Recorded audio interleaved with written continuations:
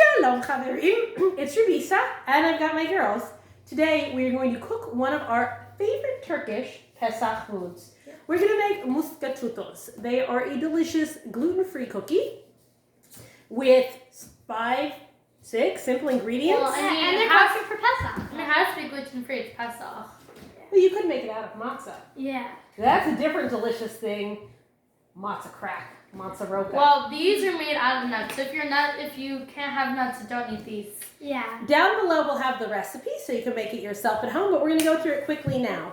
We have a cup and a half of walnuts and a cup and a half of almonds, and we ground them up and we're going to pour them into the bowl. So let's see, a cup and a half of each go into the bowl. So Richie, you guys want to measure and pour? Rachel, if you want to do that. So Richie, you want to measure? Rachel, if you want to pour?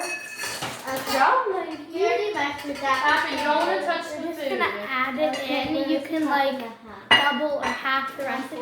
That's the recipe we're doing. I'll hold it. Okay, did we get our cup and a half in each? We're working on it. 2 cups each? 2 cups each? Okay. No, 1.5. 1.5 each? Okay.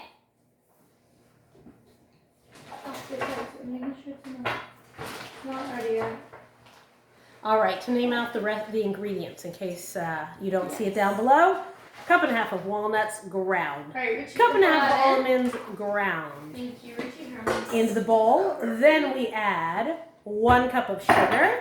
All right, so That makes everything great. who doesn't want some sugar? Sugar. Then it's going to be 1 egg as soon as that sugar goes in.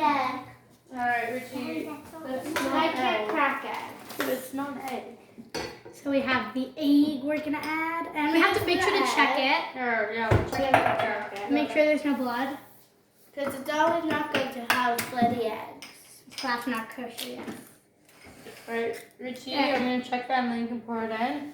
Richie, if you want And to double check. then 1 teaspoon of cinnamon and the juice and the grated rind of 1 orange. One moment. I'm just orange gonna grab zest something and where we you are, have Richie. the juice. We didn't have orange juice, so we just squeezed an orange. It's the same thing. Actual pure orange juice. Alright, how much cinnamon You can would use like, normal one too. How much cinnamon? 1 teaspoon. 1 teaspoon of cinnamon. Well, we like extra cinnamon. I'll put in I like love a little bit cinnamon. more. But if you want to do the exact, I can do 1 teaspoon. And it's like a nutty orange spice cookie. It's delicious. Yummy. Delicious. I make mix. We're not going to mix. Kitchen. Our KitchenAid can mix. That's why we make Is everything in now? yeah, I think everything is except for our orange here. These Oranges. Add the We're going to mix that together, and if it gets too dry and crumbly, then you add a little bit more orange juice or a little bit more water. And if it's too wet, then you add a little more almonds and walnuts. It's usually not too wet. It's not? just fine. Ah. Yeah, when you follow the recipe, it's usually just fine. The amount of orange that comes out of an orange can vary. Yes. Ready? Alright, so you guys. Did you turn on the KitchenAid? Not yet. One moment. No. Yes. Guys, I'll turn it on. I'll turn it on in a minute.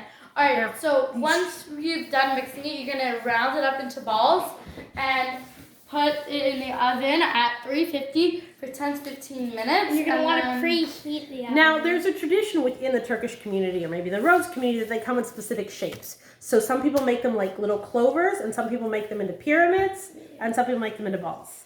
I'm all about efficiency, so I go with the balls. But I do like making the pyramids as they have a certain amount of, as we left Egypt, Yes. significance. But you make other things. Alright, so 10 to 15 minutes in a 350 preheat oven, then you can cool it. This recipe makes about 3 dozen, and enjoy. Till so. Bye. Bye.